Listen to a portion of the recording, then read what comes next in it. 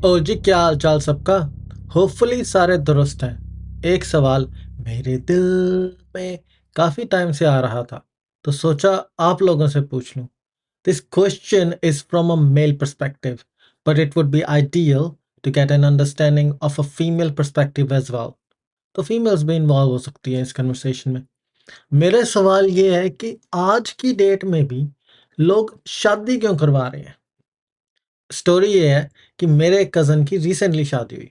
उसको बड़ी ज़ोर से शादी आई हुई थी। वो हर दूसरी बात में अपनी शादी की बात लेके बैठ जाता था। Bonus points for persistence. Example के तौर पे, मैं एक दिन उससे बात कर रहा था कि भाई और बता काम वगैरह कैसा चल रहा है? तो वो कहता, काम तो बढ़िया चल रहा है यार, बट जब घर आता हूँ ना, तो मायूस हो जाता हूँ। मैंने कहा कि तेरा दिमाग खराब है, काम खत्म होने पे लोग खुश होते हैं, तू दुखी हो रहा है, ऐसा क्या हो गया? वो बोला कि यार घर जाने का ना दिल नहीं करता, घर खाने को दौड़ता है, दीवारों से कब तक बातें करूं और कब तक पाल ढाबे की रोटियां खाऊं। मज़ा आ जाए जब घर पे जाओ और कोई मेरा इंतज़ार कर रहा हो, मुझे कहे कि आप फ्रेश हो जाओ, मैं खाना लगाती हूँ। सेल्फिशनेस देख रहे हो भाई की। एक बार भी नहीं बोलना कि मैं अपने पार्टनर के लिए क्या करूं, एक्सेट्रा एक्सेट्रा। तो वो शादी को लेके बड़ा ज़्यादा तड़पा हुआ था। मुझे भी थोड़ा तरस आ गया कि भाई यार हो जानी चाहिए, वेला ही बैठा है। फास्ट फॉरवर्ड, उसकी शादी होगी, पर शादी के बाद उसके दिल के अरमां आंसुओं में बह गए।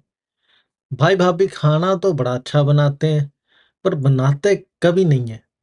पाल ढाबे की हमारे घर से सेल और ज़्यादा बढ़ गई है। और जब मेरा भाई जॉब से घर आता है, तो उसका हाल तो क्या ही पूछते हैं, पर अपनी प्रॉब्लम्स लेके बैठ जाते हैं कि तेरी माँ तंग करती है वगैरह वगैरह वगैरह। तो स्ट्रेस काफ़ी बढ़ गया है। ऐसा लगता है कि उन लोगों में फिजिकल इंटीमेसी ना के बराबर है। अब मैं ठहरा बंदा, I know for my self, physical intimacy for me is very very important. और अगर शादी में वो नहीं है तो शादी का क्या फ़ायदा। आई मीन खाना वगैरह घर साफ करना तो मैं खुद ही कर लेता हूँ, और मैं खाना भी अच्छा बना लेता हूँ। कभी नहीं दिल किया खाना बनाने का तो बाहर से ले आओ। मतलब शांति है लाइफ में।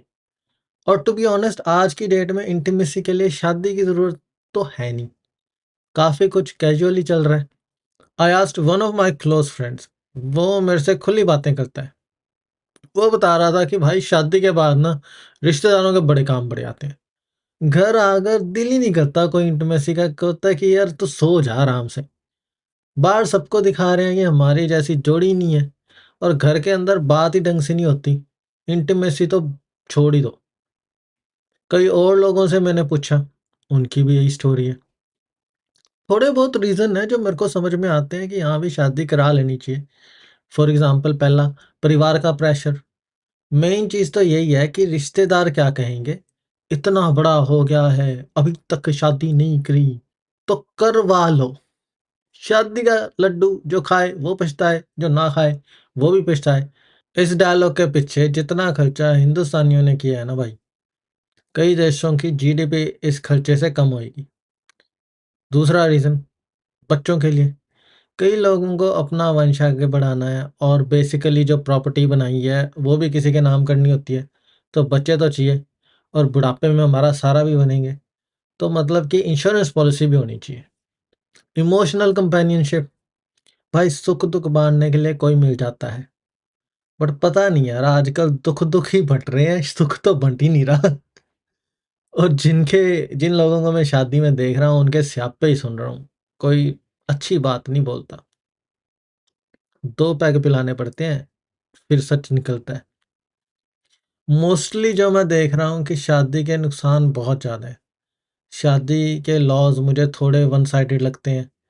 If things go wrong, I mean आपने कई हाई प्रोफाइल केसेस के बारे में तो सुना ही होगा, बट शायद आपका एक्सपीरियंस डिफरेंट है, तो वो सुनना चाहता हूँ। ऐसा कम ही होता है कि भी दोनों मियाँ बीवी की नहीं बन रही, तो दोनों डिवोर्स ले लेते हैं। बाकी सुना है कि वेस्टर्न कंट्रीज़ में एक जना जाकर भी डिवोर्स ले सकता है। इंडिया में इट इज़ नॉट पॉसिबल। तो मैंने सोचा कि इंटरनेट से पूछा जाए कि आज की डेट में शादी का क्या फ़ायदा है? अपने विचार कमेंट्स में बताओ। जिनकी शादी हो गई है वो भी और जिनकी नहीं हुई है वो भी। और अपनी एज भी लिख दो कमेंट्स में। मैं तो बस ये देखना चाहता हूँ कि लाइफ के किस फेज़ में लोगों का क्या एक्सपीरियंस है। आई थिंक अपने एक्सपीरियंस से हम काफ़ी कुछ दूसरों को सिखा सकते हैं। Thank you for listening.